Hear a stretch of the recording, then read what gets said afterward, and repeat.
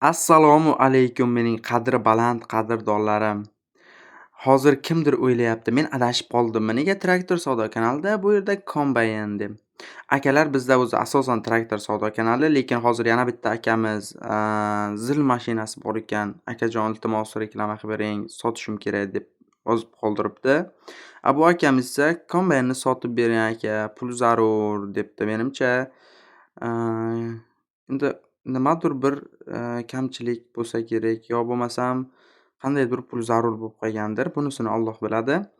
Do'stlar, biz buni haqida ma'lumot beradigan bo'lsak, короче, Victor Tourism Combine sotiladi deb qoldiribdi akamiz. Yili 2018-yil ekan, lekin ko'rinishdan 22-23 ga o'xshaydi, o'zi yangiga o'xshaydi.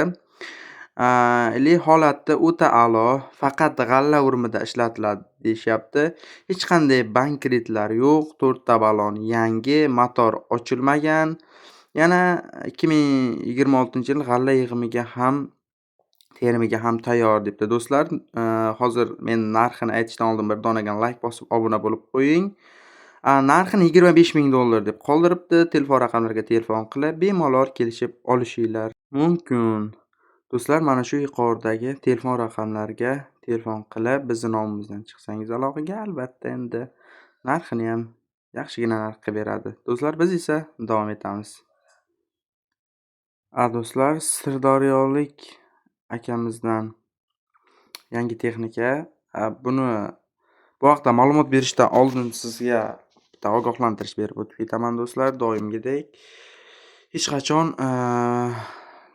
mahsulotni ko'rmasdan, ya'ni qanaqa reklama qilsak biz, traktormi, kombaynmi, zil moshinmi, borib, ko'rib, savdolashmasdan pul tashlab bermanglar. Aytishim mumkin sizga, pulni tashlang, traktor sotilib ketadi, keyin kelib ko'rasiz, battar shunga o'xshash narsalar bo'lsa, bu narsaga ishonmanglar. Bunga admin ham javobgar emas.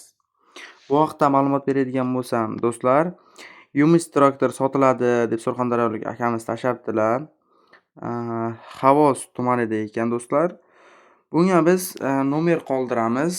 Endi ko'rinishdan holati ma'lum. Buni yangi deb ham bo'lmaydi, endi bunday yomon ham deb bo'lmaydi. Ma'lumotni o'zlaridan olasizlar.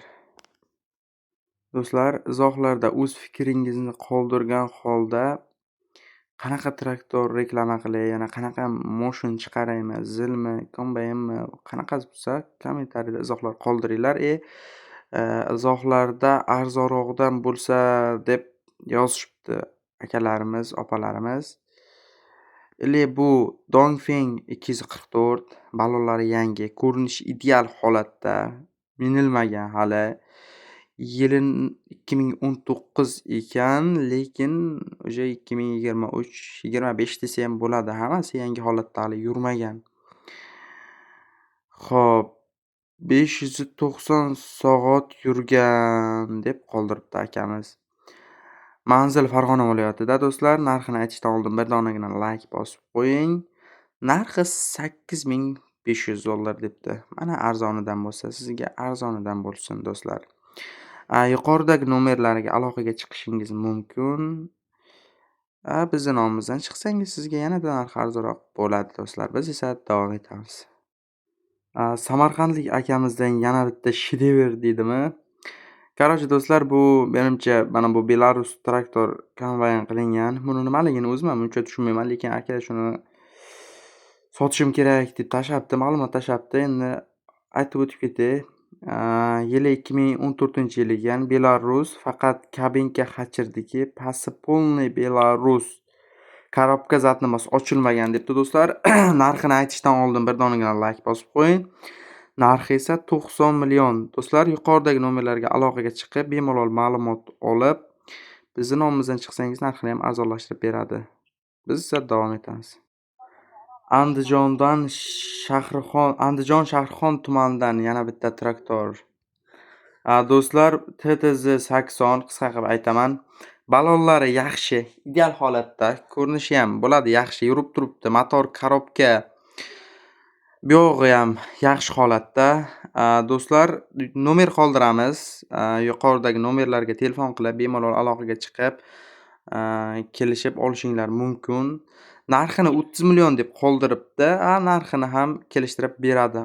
Holati lekin yaxshi holatda do'stlar. Bemalol aloqaga chiqishinglar mumkin.